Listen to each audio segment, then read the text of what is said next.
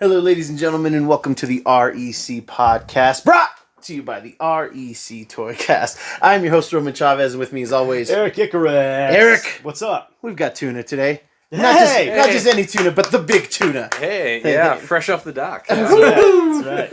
Off the wharf. I like a good wharf, you know?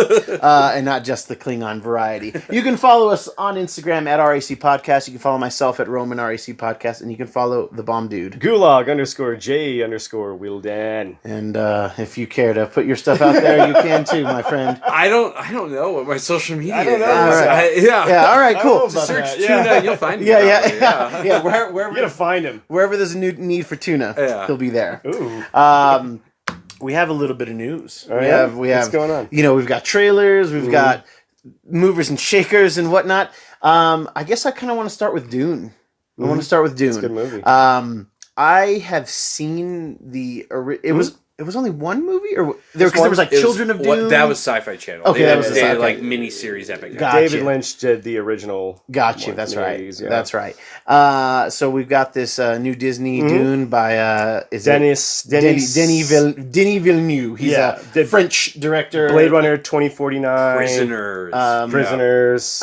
Didn't he do Annihilation? Was that Denis Yes. Villeneuve? Oh no, it was Arrival. Arrival. Thank you. It was Arrival. Arrival, Yeah, yeah. that's what it is. Arrival. So I thought the trailer looked very, very fun. The color scheme, I felt like I was getting a little tired while I was watching the trailer because it's just so Muted, brown or- and It does muted. have like it has like a very earth tone palette, Yeah. which a lot of his movies like do kind of stick to the color palettes, especially like Blade Runner, even though it's like very bright in some of like the city. Yeah. like there is kind of a noticeable like earth tone to it. Yeah. Oh, yeah. Especially, my favorite scene in that Blade Runner film was with Batista. Oh, and just yeah. that whole scene on the it's not a moisture farm. What is it? It's the farm though. Yeah. Everything's very muted there, but still just like Right. and just really lets. I mean, Batista of all people sing, and Batista's in this one. Yes.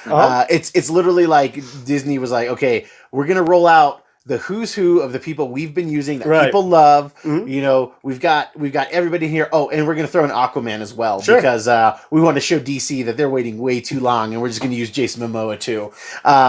I liked the kind of updated rendition on I was wondering what they were going to do with like the force field type shield, gear. The shield gear, because it was very, obviously for the time, all blocky and crazy looking back in the day. But I thought it looked really cool, that kind of like reverberating, sheen that it had to it. You didn't have to hear what it was in the preview to like pretty much know Right, what it would right, do, I know. For me, I think what's so funny is looking back, having just seen the original, I've only watched it once, and like for years I tried to start it and I could only get like 20 minutes in. I'm like, this movie has way too much narration early on. Like I felt like there was homework watching that movie. And then but then I finally get through it and I'm like, you know what? Like I could see some interest in the story and I could see why some people like it and stuff.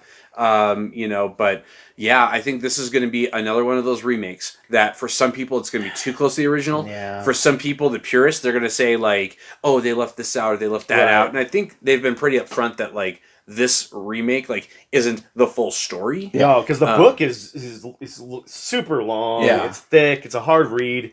I was shocked they were able to adapt it in the first place in the 80s with David Lynch. It's funny, you said upstairs, this is Dune, and it was a perfect analogy. It's for people who don't want to get into Star Wars. Yeah, it's like for people that are sort of that like it's like they feel like Star Wars is for children. Yeah, like and that was perfect because it is. It's Star Trek sort is of too like pretentious. Star Wars is for children. This is that like medium. Sure. Yeah, we have lightsabers. We have force fields. Yeah. We have a desert planet. Yes, like it just and then like a guy who like can control things with a mysterious power. Like it's just a mysterious push. Yeah. But it's funny that you said that because David Lynch actually turned down directing Return of the Jedi to do Dune. Yeah. Oh wow. Well, hey, I mean, it's gonna be an interest. I'm gonna watch it. I'm not a huge fan of Dune. I love David Lynch. Yeah. But like Jordan was saying, it's a lot. The effects are great. It for the time was groundbreaking. It holds up as practical, and it holds up pretty good. The acting's pretty stellar, especially from my boy Sting. Bringing it. But I don't know. I'm interested. I'm definitely intrigued. 'Cause I love Denis. Denis. All right, he's French. Okay. Oh, I forgot. And what's interesting though is I feel like a lot of things in sci-fi are inspired by Dune, and because Dune didn't catch fire like everything else did, I think a lot of sci-fi was able to just to pull all the good stuff. Oh yeah. And my concern is that we've seen it. Yes, we've seen that. We've probably seen the best parts of Dune in other projects, and it's not going to be able to carry itself. Sure. Unless the story is fleshed out perfectly. They've really got they can do it. Well, friend of the show, Casey Duke, and love interest, hetero love interest for our boy Eric here. He loves Dune. He's been the lone man on the hill screaming for this movie, shirt off. For reals? Yeah. I'll show you the pictures. All right, God. yeah. Get some more work out of you. Get the vapors. Get that spice. And he's been wanting this for years. But everything he's told me about it, like the things that he's excited about, and I do not care about spoilers for this, so I had him tell me a lot of stuff. I mean, the stuff he's excited about sounds like garbage to me. So, I'm really not sure. But I did like this trailer. Okay. But it had a who's who of who's been in big Disney, Marvel, Star Wars products, and I think that'll put butts in seats. But I think it comes out in November. I think it's dropping before the end of the year. Dude, it's coming out this year.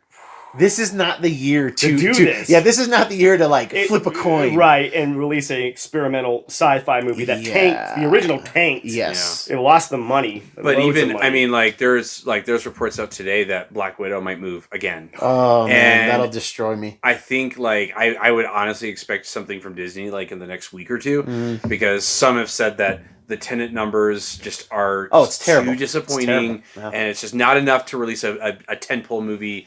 They're not going to put it online. They're going to want to get it out in theaters. Yes, and I'm okay and I'm fine with that, actually. I'm actually fine with that. It'll break my heart, but I don't want Black Widow to have this asterisk next to it. I want it to make, $800 million, and it's just, there's no way it can. Well, Tenet, to me, was, it's a hard watch. It is. And, that's comparing apples and oranges with Black Widow. Mm-hmm. That's an established character. Yes. Everyone wants to see this movie. Tenet was something that kind of came out and was, it's Christopher Nolan. Mm-hmm. Of course it's not going to have the numbers they want. No. Especially during this time. Yeah, the people who want to see it will go see it. Yeah, because it's Christopher Nolan, but that's it. You're not, you would get the fringe people, if it's good, people will come see it. But not right now. No. Not right now, not with the Rona on the loose, No. Yeah, so...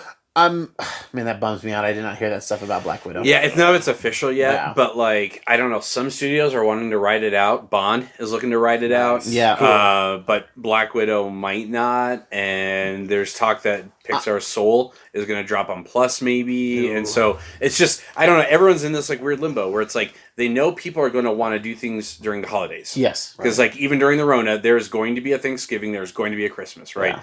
But at the same time, Black Widow draws in people that are let's go see a movie. Right. But now so much of life requires planning and preparation. Yeah. That I think I think the diehards like me, who is watching Tenet the first night in the IMAX that it was out, I was going to be there no matter what. Yeah. But then you're not going to get those casual show-ups, And even then, you're going to be hamstrung by seating capacity, hamstrung by, all these different things that I think Joe Public is going to pretty much say, you know what, I really don't have interest to go to it right now. Yeah. And for these studios, that first weekend, that's really it, So that's a good point, man. God, it's a bummer. It is a bummer. Well, let's lighten things up. Captain America showed a picture of his penis online. Yeah. This is I've been finding out Eric really likes some gossip from time to time. Yeah. So I figure. I saw that and was America's penis. Yeah, it's America's penis is the joke. Gosh, it's so ridiculous. Flying at half mast. I bring it up. Whoever the casualties, I bring it up mostly, obviously, because he's Captain America, but because I can't find the picture. You can't? Yeah, I have it. No. Well, yeah, you might have it, but dude, whoever he's got on it, they scrubbed the internet. Oh yeah. It's it's off the internet. It's hilarious. I took a screenshot. Oh my gosh, you're ridiculous. Have you not seen his wallpaper on his phone? Yeah. But I'm gonna need to see that picture later. Yeah. What is this? Is this the Empire State Building when the sun's setting? Nope. Does this type of thing affect you guys at all? No. No. Do you care at all? Don't care. Do you I care in a laughing aspect. Yeah, It's Like, it's hilarious. funny. Yeah. It happens. I Hey, mean, that's a big boner. He's You know what I human. mean? It's like, I don't know, but is this going to affect his career? I hope not. I really hope I not. don't think it is. And I had heard from a couple different places that the internet was so on his side that they started flooding the internet with pictures of Chris Evans and like labeling it like Chris Evans. Oh, so they couldn't get to his so that song? so that it's easier to find, which is it's hilarious, but it's also like, oh, nobody was doing that for Scarlett Johansson. Oh, no. for Yeah, any, no, you no, know. right. Well, and the reality is, like, it's a faux pas, right? Like, Yes. people make mistakes Yeah, or whatever yeah, and stuff, yeah. you know? It's just one of those things. It's like when you watch a movie, you never see people, like, walk into doors. Like, I walk into doors all the time, and I don't know if that's just me, right? I bump into stuff all the time. Right. And I think to myself, if, when we see celebrities, even when they're out in public, they always have this, like, perception of who they are. Sure. But you know what? They're on the internet, too. And they're humans, too. Yes. And so, like, part of me is sort of just kind of like, you know what? Like, if it was going to happen to anybody, it's going to happen to Chris Evans. Yeah. But at the end of the day, it is the kind of thing where it's like, it could have happened to anybody. Oh, yeah, for sure. And it's just, it's kind of laughed off, you know? Yeah, and I sure. think he said, he reposted and then, you know, like, was like, now I have your attention, vote November 3rd, Yeah, you know? yeah. And just play it off. And like I said, I don't think it hurts his career. I don't think it hurts his image, you know, or anything like that. Yeah, and I think, like you said, with that type of thing, he handled it well. His brother posted, he was like, "Oh, hey, I was off the internet yesterday. Anything crazy happen?" So did they know how it leaked? Well, he did it himself. So he had done, like, basically my understanding from the reading, because I couldn't find picture or video. He had done a screen grab or something, Right. You know, just Yeah, like that's video what it looked capture. like. Yeah, And that picture was kind of in the... and then it was just So like he on did his it on camera roll. on an accident. Yes. Okay. Yeah, it's Right. like, dude, you got to look, man. Oh, yeah. And why are you doing that, Cap? Yeah. I mean... You know, whatever. It's just it was pretty funny, and it was nice to have some Wang humor because we have Wang the Conqueror, and we get to what, kids? Marvel's announcement of Kang the Conqueror. There we go. There it Yeah, is. there it is. There it That's is. what Great. You know, news on like our next big MCU villain, which we all kind of were. You know, his name was in that. Yeah, of hat. course. You know, I think we're gonna get to Galactus. I think we're gonna get to Annihilus. I think we're going to get to Namor in a villain aspect, Doom. But King the Conqueror makes a lot of sense.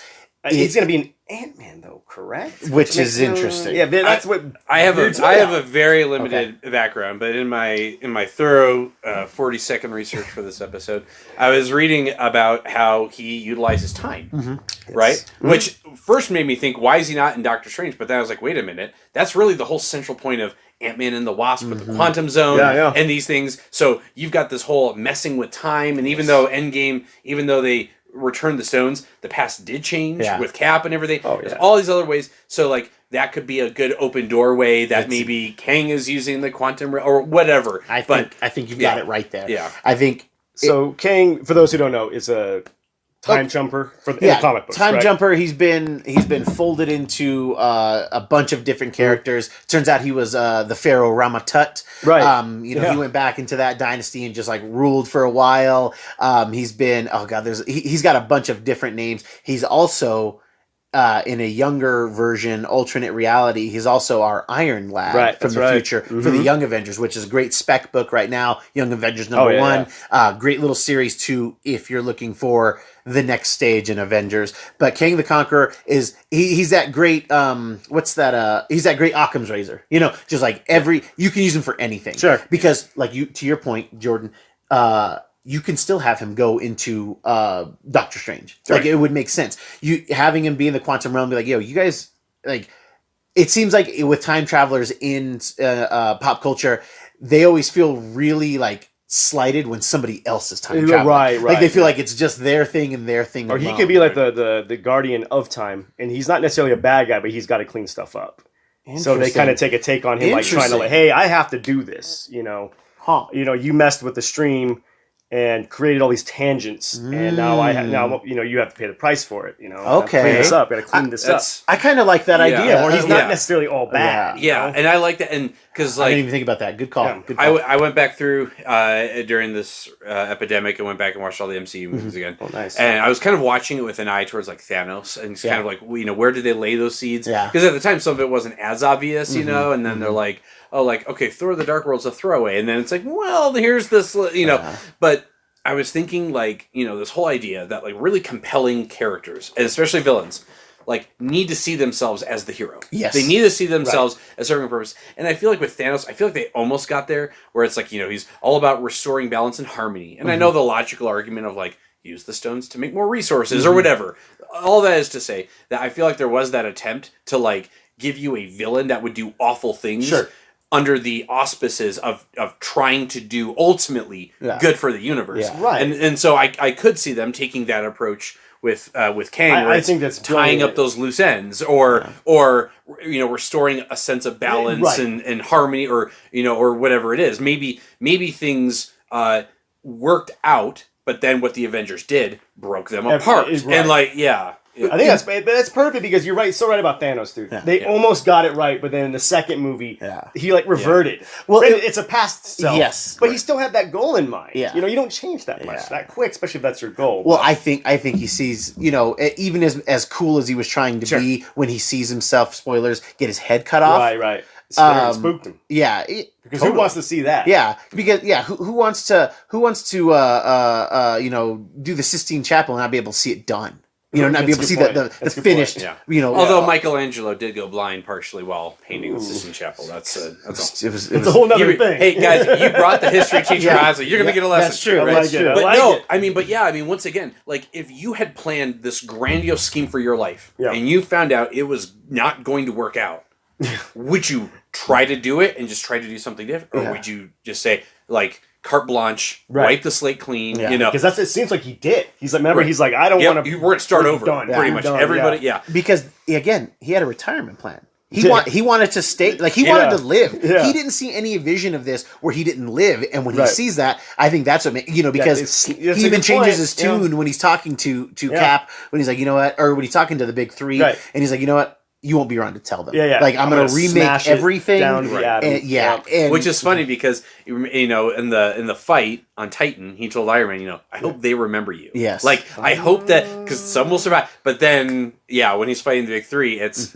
no one will tell your story. Right. Like, no one that's will a let good you point. know. Just his whole personality. Yeah, that's a good point. Yeah. Maybe seeing himself decapitated, and he's like, okay, I lose. Then that's me trying to be peaceful. Yes. And I got to just eradicate. That's a good point. Yeah. Man. That's awesome. I'm stoked on this. It's a great character. I hope that it's not I hope it's not just contained to Ant-Man. He is a Doom level threat. Yes. Thanos level threat. Yes. He could take the Avengers mantle as the next villain, I think. I hope so. And while the only reality in which we beat Thanos is where Tony Stark dies. Right. Maybe Tony Stark was supposed to do something else. To fight Kang or something. Yeah, or you know, maybe he's supposed to be around. Right. Yeah, I think it's hard, though, because, like, so much of Endgame was going back and doing the time travel thing, that it's like, it will feel kind of repetitive to revisit certain things. What they could do is they could revisit events not from the MCU universe that exists so far, like go back to Egypt, or to go ahead and, you know, and do some of those different things. So they've already established some function of time travel. So in the universe, so I think they can use it to an extent, but I don't want to see another movie with a time villain where they're jumping back to other events that we've seen. It'd just be like Mobius things going on. It'd be like, we saw this already. Right. Yeah. But like to your point, going back to Egypt, and maybe we see, you know, Rama Tut amazing. and Sabat Nur. I was going to say an apocalypse, because when you were talking about going back to Egypt, my first thought was, apocalypse, and they're both blue. Yeah, and, you know. Yes.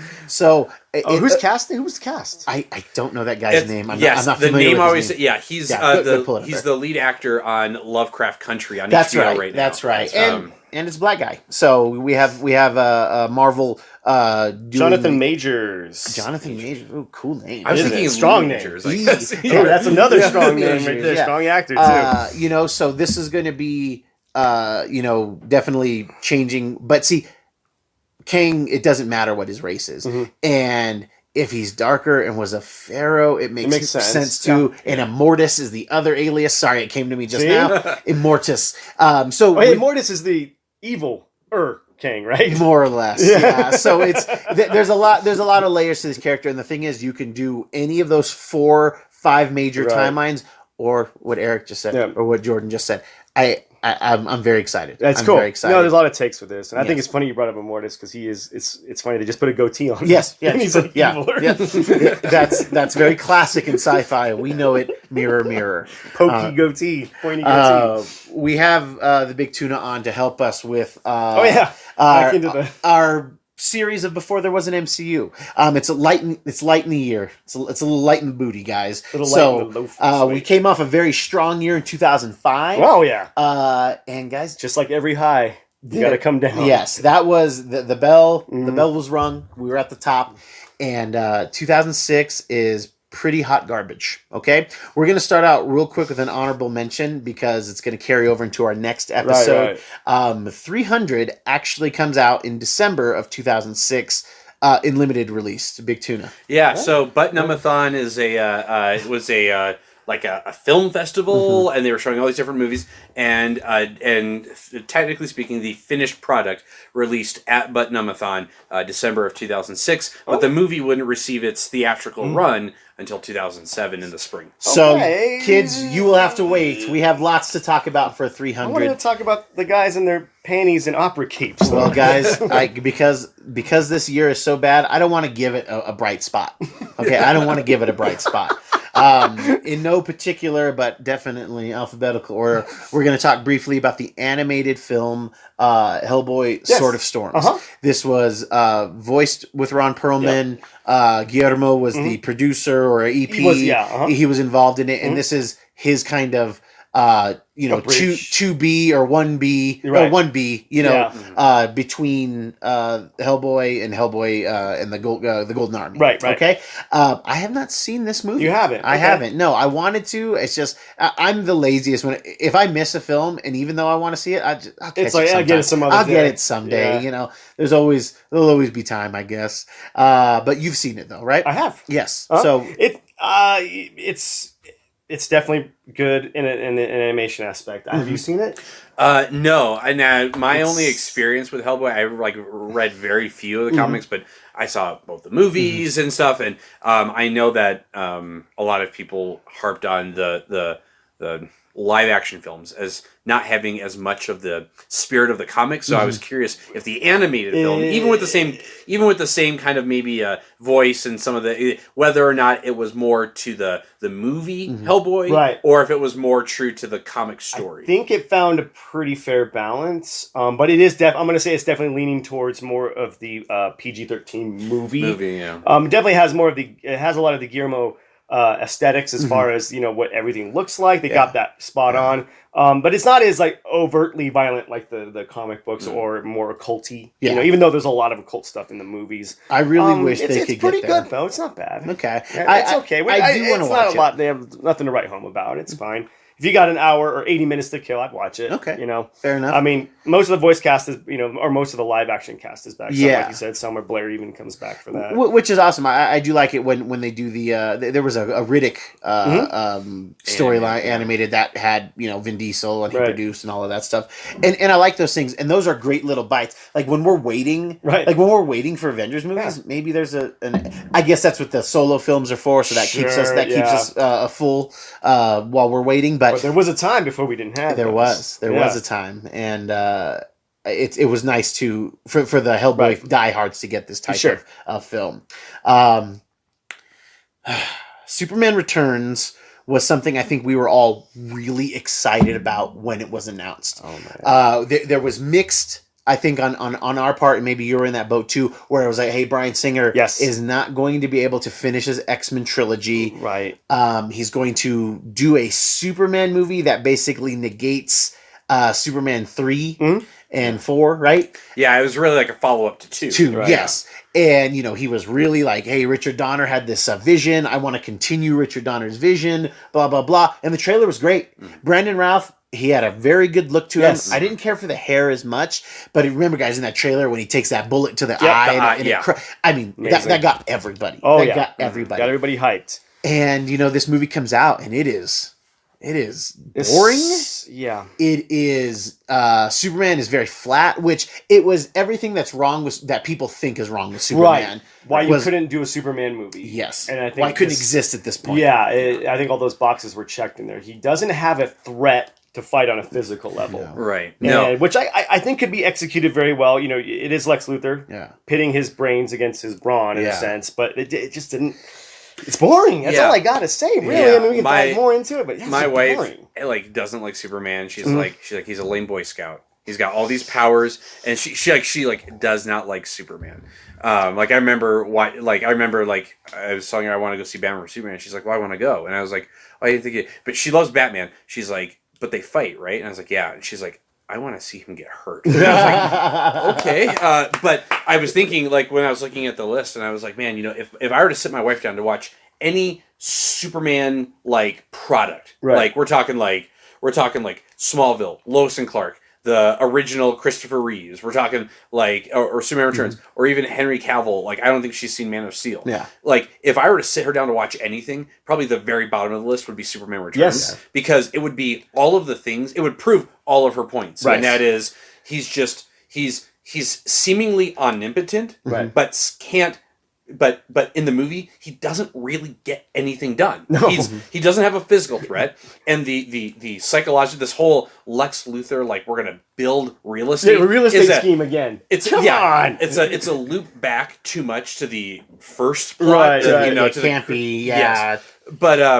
But then you go back, and I was just reflecting on it, and I'm like, man, there was too many wasted opportunities with the story. Like, you see this kid, and you know who that kid is. Oh yeah. You know who that kid is going to be, and you're waiting, and he like throws a piano at a guy, and it's like, yeah, okay. Yeah. But then also you've got Bryan Singer coming off. You've got X-Men and X2, right?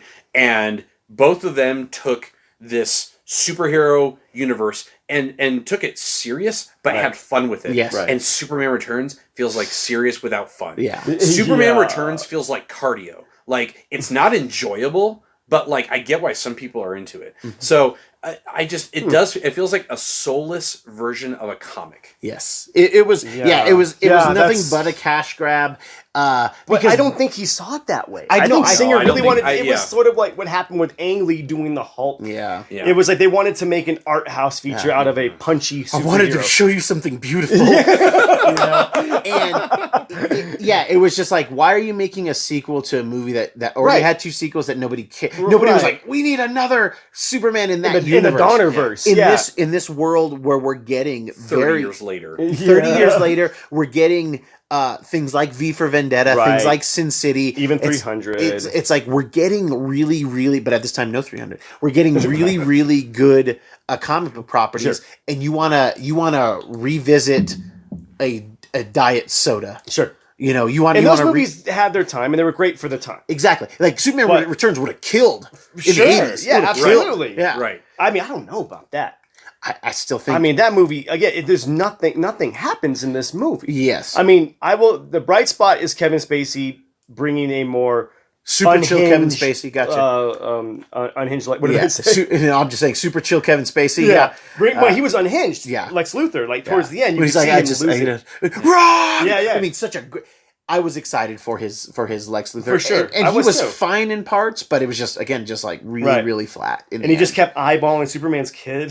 Yeah. Mm-hmm. He knew. Whose father? You know, whose kid is this? All right. He's like, bring him to my lair. Bring him to my boat. Yeah. Bring him to international waters. Yeah. And that's great. Like, pick a fight with the strongest superpowered being in the universe and put yourself on a boat. No escape plan. Man, other than the bullet, I did the bullet to the eye. Kevin Spacey. I got nothing. There is a good set piece. The airplane crash. Oh yeah. There is. But the thing is like. Yeah. I'm like, I could count probably if I held a firecracker on the 4th of July, like, I could still count on this hand the number of good scenes in that movie. Yeah. But you take almost any other superhero movie, and you could come up with probably 5 decent set pieces, action scenes, something that's like memorable. And what we're talking about a guy shooting a bullet in his eye. That's probably the most memorable. That is it. Awesome. Like, that's a fantastic shot in the way it's done. But like, what else was fantastic about it? Yeah.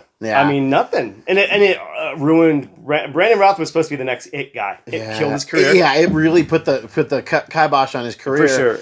And Bryan Singer ruined 2 franchises. Yeah. Dylan Dog, right? Dylan Dog. You know, he got to be the Atom on in the Arrowverse, and it was a strong version. But this guy was supposed to be movie star. But then he got he got his redemption as Superman, as being kind of the Kingdom Come Superman. Which is cool. That's cool. Yes, and he deserved it. Sure, he deserved it because while I don't think he's what was wrong, but he wasn't. You know, Hugh Jackman saying, "Hey, if this movie's not going to be good, I'm going to be shredded. I'm going to make you guys love me regardless of this crap I keep giving you." And because we have Bryan Singer to blame. He ruined X-Men and he ruined Superman for a long time. He did. You know, because it was like almost 7-8 years before we got Man of Steel, right? Yeah, 2013 probably. Yeah, 2013. Like, which I'm still not that big a fan. And I think it's okay. It's all right. But that movie has more set pieces. It has better action. You know, it actually has a good fight. Michael Shannon, physical threat. Yeah, Michael great supporting cast. Kevin Costner. And then his dad, who played his dad, a Gladiator, Russell Crowe. Oh, Russell Crowe. Yeah. It was great. Yeah. I was like, Kevin Costner? Yeah. His other dad, I felt bad for James Marsden in Superman Returns. Yeah. Because he kind of was raising this kid. Yeah. Kind of got Jesus. Yeah. Joseph. Yeah. It's, we spent way too much time on it. It was bad. That's how bad it is. It's bad. But I did get my guys in panties and opera capes with this. Oh, that's true. That's true. In our kind of animated realm, these bear mentioning because they were excellent. Yeah. They don't really get the love they deserve because DC has kind of taken this ball and run with it. Even though, in my opinion, they've kind of dropped the ball a bunch of times. But Marvel released 2 straight-to-DVD films that are pre-Avengers. You know, we're in 2006. And they were Ultimate Avengers 1, and then later in the year, Ultimate Avengers 2. They're both adaptations of Mark Millar and Brian Hitch's Ultimates, but they're almost an ultimate version of that as well. Yeah. So the Ultimates, again, we've talked about it on the show in the past. The Ultimates were an Avengers team rebooted in 2000 or 2001 that was meant to be more realistic. Right, grounded. More grounded. Even though they do fight aliens right off the bat, they fight the Chitauri. There's a lot of correlation and a lot of strings from this and our MCU Avengers films. Sure. In a good way. Yes. Because you got to do a lot more, big sci-fi stuff, which is hard to say considering how good and how awesome those Avengers films are. But they were excellent. They were good. They were inspired by great homages. And something that I tell people to watch if they're in an Avengers mood, they're caught up on the movies, right? They just want something different. A little taste, yeah. And it's like, if you can handle animated stuff, this is still very 16 and up. Sure. I mean, what I will say about this is the voice cast. Voice cast was great. They knocked it out of the park. Not a weak link in there. And to your point, I loved how they did bring in the grounded aspects to the Avengers in this, and showing people who probably don't read comic books. Yes, is a great way to do it. There's a actual comic book that details this cartoon kind of. And I thought it was awesome. It wasn't too heady though, like the comic books. And in Ultimate Avengers 2, we have a lot of the Black Panther. Mm-hmm. Oh yeah. So it's ahead of its time. Yes. Very much kept. Have you seen them? I haven't, but I remember 2 of the first trades that I ever got were from you. Yeah. And they were the Ultimate. Yeah. So that was kind of my introduction to a different type of I'm like, okay, I don't know much about Hawkeye because because all those characters that we learned that people like me learned about really kind of through the films and really saw their personalities and stuff. I started learning through looking, seeing some of those trades. So definitely sounds like one I would be interested in. And I usually avoid some of the animated stuff. Too. But I would definitely check it out. I would, oh yeah, definitely check them out. I'd say they're on par with the DC stuff, but they're not as good as when DC is firing on all cylinders with their animation division. It's not better than the Red Hood. No, nothing touches the Red Hood, or Mask of the Phantasm or anything like that. But in this modern thing, but I do think that they hold up against that Batman Assault on Arkham. Oh yeah, it's right. It's up. It's with those. And I've seen all those. I know what you're talking about now. Yeah, it's on that level. Yeah. So it's cool. It's really good. I love the fight at the end with the Hulk. Yes. Great. Yep. Fight with the Hulk, fight with the Chitauri. Right. It was it's really cool because we have the Ultimates, we have Ultimate Avengers, and we have the MCU Avengers things. They're all pulling from the same source material, sure. But they're all enjoyable in their own way. Yeah, they're all different. Yeah, it's a different perspective on that. Yes. I love it. Thoroughly enjoyed those. Bryan Singer just won't stop. He won't stop. Can't stop. Can't stop, won't stop. And unfortunately for some people, X-Men 3, X3, The Last Stand, X-Men United, whatever. Actually, that was X2. That was X2. Sorry. Yeah. X-Men, The Last Stand, Bryan Singer, who we were like, this guy is awesome. Right. Did X-Men 1 and 2, leaves to do a crappy Superman movie. Well, Brett Ratner. Yeah, Brett, get your hand off my hiney rat. Yeah, another just class act. Coming off of great movies like Family Man and Red Dragon, which is actually my really favorite Hannibal Lecter story. Rush Hour? Yeah. Oh yeah, obviously all of them. It's his property, I think. Yeah, it's his intellectual property. Rush Hour. He takes over the reins. Promises. Let me lay a story. Lay the story on me. Let me talk to you about the mutant cure. Okay. Great storyline. Let me talk to you about the Dark Phoenix. You might have heard of it. Yeah. Something people really like. Yes. I would watch that movie, and I did watch that movie, I was excited for that movie, and it spat in my face and mouth and all over my head, neck, and chest. Were you in the room with Brett Ratner? Yes. It was like I was watching it with Brett Ratner the whole time. This was a garbage movie. Yes. But to Jordan's point, has probably about 5, good scenes. Yeah, I will say, I could cover 5 redeemable things about X-Men. Go for it. Okay, here we go.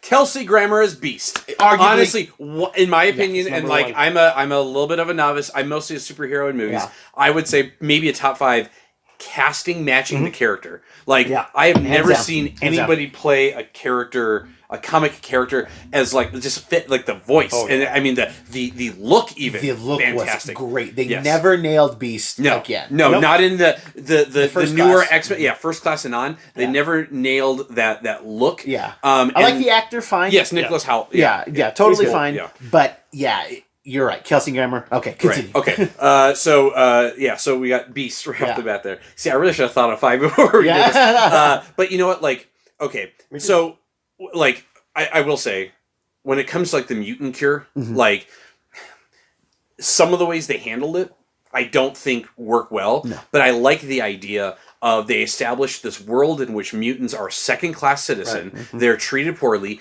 And so some of them would be like, if I take this and am normal, or if I actually think that was actually kind of a good storyline to include. Yes. Because it was no longer just, there's the big action piece. You've got the picking up the Golden Gate Bridge, the assault on Alcatraz. Like you do have some good action, but like that presents a good moral dilemma. Yes. Where it's like Rogue wants to be with Iceman. Like she loves Bobby, but like she can't. She's a mutant, and her mutant power is going to be a difficult barrier in their relationship. So I feel like Beast, the mutant cure. We could say Shadow Cat using her powers. Yes, for once, and using it well. The Shadow Cat, like because honestly, the ability to go through walls does not sound like it would be an effective skill. But when Juggernaut's chasing her, and like it's like I would want her on my side. Totally. Right. Yeah. I also liked I never liked the way they did Cyclops in any of those 3 X-Men. I like the actor. He should have been the leader. So honestly, I was fine with him being sidelined. Sure. I don't think they could have. I don't think he could have been the leader in the 3rd. So if he's not, you give him a death. Yeah, and so I know it's like when you open a movie like killing off like one of the team members that's been on or not open it, but it's early on in the film like. That's a risky call. It takes some cojones. Yeah, but it does once again establish high stakes. Right. Because where I'm also going with this is killing Xavier. Yeah, right. He's a big part of the team, of course, right? Yeah. But it's the last stand. It's the 3rd act. It's the final push. So like you can't make an omelet without breaking some Xavier, right? Yeah. Like but. The last thing, if I had to come up with a 5th one, if you had to do it right on the spot, if I had to do it right on the spot, I'm sorry, but seeing Wolverine and Juggernaut go at it, was good. like that was good. Like Vinnie Jones really can't act necessarily. No. I don't think he has a lot of range if he's not in a Guy Ritchie film. But but looking at him, like I was like, okay, they like adapt. He does look big. I did like the helmet. They kept the helmet to an extent. But yeah, just seeing him and Hugh Jackman in the house at Jean Grey, like with Storm was there, and they had some side characters there that she was fighting. Callisto was there. Maddox, Psylocke, Multiple Man was there, which I thought that was great. Yeah. But a fantastic shot in that fight is Juggernaut grabbing, because it shows his weight, because Wolverine's got to be heavy with all the adamantium. He grabs Wolverine, he throws him up through the roof into the second floor, and then he comes back through in the kitchen. Good point. And that's a well done shot, because it's like a one take, and it shows progression in the fight. And so it did feel like there were things that were good in the movie. It's not all a good movie. No. I don't know. Is it worth watching this whole movie for 5 scenes or 5 things? I mean, I will say I loved Magneto in this movie. I thought Ian McKellen's killed it. I loved all of his dialogue. Yeah, talking about tattoos and him showing his Auschwitz tattoo. I thought that was amazing, dude. Yeah. Also the Chris Claremont cameo at the beginning. Yeah. Come on now. Okay. What's up? Okay. What's up? We got all the positives again. I'm a Phoenix, Dark Phoenix. Dude, so it was very poor. This was your Auschwitz. Jesus Christ. Yeah, might have been. I didn't like what they did with Magneto, because I always thought that the natural progression of Magneto is to redeem Magneto. Sure. Which we get a lot in the First Class universe, which I love. Right.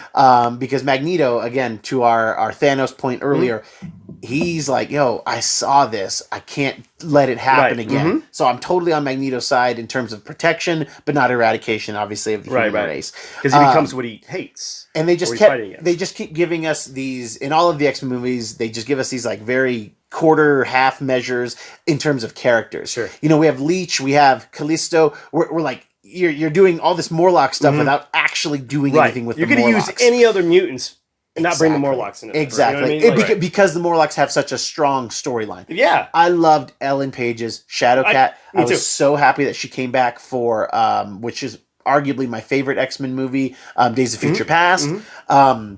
And yeah, she was a bright spot.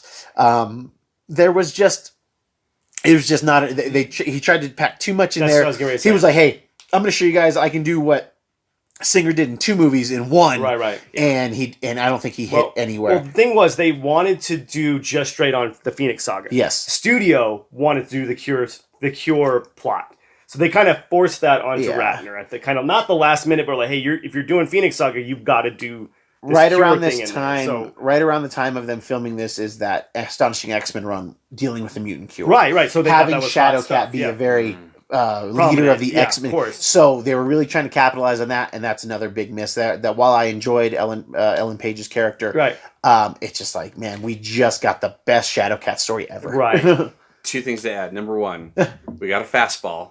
Fastball special throwing Wolverine. But it looked terrible. I know it did. Yeah. And then they do it a second time, but it's like Magneto's ready, and that leads into the last point. That is Magneto getting the cure is a fantastic move, because now he's built himself. That whole idea that like Professor Xavier and Magneto are like MLK and Malcolm X, and they're on the same side, but they have different methods and arguably different results. And then all of a sudden, boom, he's this. And then at the end, he's sitting at the park, and there's the chess piece. Like there are a few like I said, it's peppered in a few times. There are a few, glimmers there. If I was to sit down and watch it, I wouldn't choose to watch it, but if I was watching it, I would anticipate some of those moments. Yeah. So I know that last shot, I'm with you. I love it. I think they always kind of end on Magneto? They do, and and that's the thing. Like the comic book thing to do is to have Magneto start some stuff. Xavier dies. It changes his perspective on something. So then he honors it. I mean, he's done that countless times where he's joined the X-Men. Xavier's gone missing. Xavier's died. He takes up the mantle. mantle. All right, I'll put I'm gonna kill everybody, but I'll help out my buddy because I respect him. And I love that. And I love how those two acted in the movie with each other. You got a hint. the flashback scene at the beginning with their weird, they don't pink even faces, God. Yeah. But it shows that they had a really strong friendship at one point. And then when you see Xavier explode, you see Ian McKellen. Yeah, he's like, like he lets out that. Yeah. Oh my God, you just killed my best friend. Yeah, right. Yeah, we might be on opposite sides, but he's still my friend. Yeah. And they played that very well in X2 with him coming to see him in the prison. Yeah. And right. But I will say, like, one thing I did start growing tired of was the Xavier is building a relationship with Magneto. Magneto wants to change, but then like so many of the X-Men movies, we see like those adjustments that I felt like a big missed opportunity in Dark Phoenix would have been to flip those roles. Yeah. And I wanted to see Xavier want to kill Jean Grey and Magneto be the one that will, like, I think that would have been an interesting awesome, twist because now it's Magneto having to save his friend because he's seen that dark side. Yeah. And so it's one of those things where it's like, that time and again we see like after Xavier dies, and somebody, I think Pyro, maybe somebody badmouths him, and he's like, he's done more for mutant kind, so like they were trying to show you there is some of that redemption, there is some of that like perspective, there is some of that respect, but yeah, there's too many pitches that just don't follow through. Mm-hmm. Right. Yeah, and they tried to recreate the kind of Wolverine in the mansion scene with him in the forest, which was just garbage. It just didn't work. It was just garbage. Yeah. It was a much better Wolverine in the forest in Logan. That was what we wanted. It was just so bad just because they used Tusk and he's lame. Again, using some lame-o mutants and not using your cool mutants enough. Having Magneto be the villain in every single film. Come on now. Which is what we were getting. We were getting less of that, but having him be part of the team. Yeah, would have been first class. That would have been a perfect way to end this, as him having maybe even taking up residency at the mansion. Yes. And, taking on the Xavier role and saying, listen, I don't know if maybe him seeing through at the end of the movie, him realizing, okay, I don't know if my methods were 100% correct. I don't know if Xavier's methods were 100% correct. Yeah, they brought in Moira? I was going to say Moira. And they tried to do that whole thing where it's like, wait a minute, Xavier transferred his consciousness. Yeah. They try to leave you with like wait a minute, that never came to pass. But yeah, give me like Xavier's gone missing. He's in the Savage Land, and Magneto comes, and he's now taking over the mansion, and he's taking over the school, and he's like, that would be awesome. Fox was like, this comic book thing's coming to its end. It's like, no, you killed your franchise. Yeah, you were playing poker with Paramount and all that. For sure. But then you folded. You went all in, and you didn't. You bluffed us, and your bluff didn't work. Yeah. But I forgot all about the ending when he transfers his consciousness in that coma patient. Into some motor. Yeah. It was the 2006 was quite a forgettable year for comic book films. Again, coming off a great year in 2005. Oh yeah, spoiled. We were spoiled in 2005. We were because like it was like, we're gushing about we're going, and then it's like, if you had comic book fatigue, this really did help you get off your comic book fatigue, I think. Because next, guys, we got 2007, and 2007 is going to be a lot of fun because this is the last bit of light of this like dark age, right? The night is darkest just before the dawn. Exactly. This is like the copper age. We're figuring out some other metals coming up. All right, kids, that's our show. If you like what we're doing, please hit that subscribe button. Tell your friends. Share. Let's get our subscribers up. We really appreciate everything that we've got. If you see our nice little sign, our nice little logo up here, we got something coming down the pipe real soon. It's going to be our Patreon channel, and what you're going to get is 4 episodes a month of REC After Dark. It's just going to be a show where Eric and I are talking about whatever.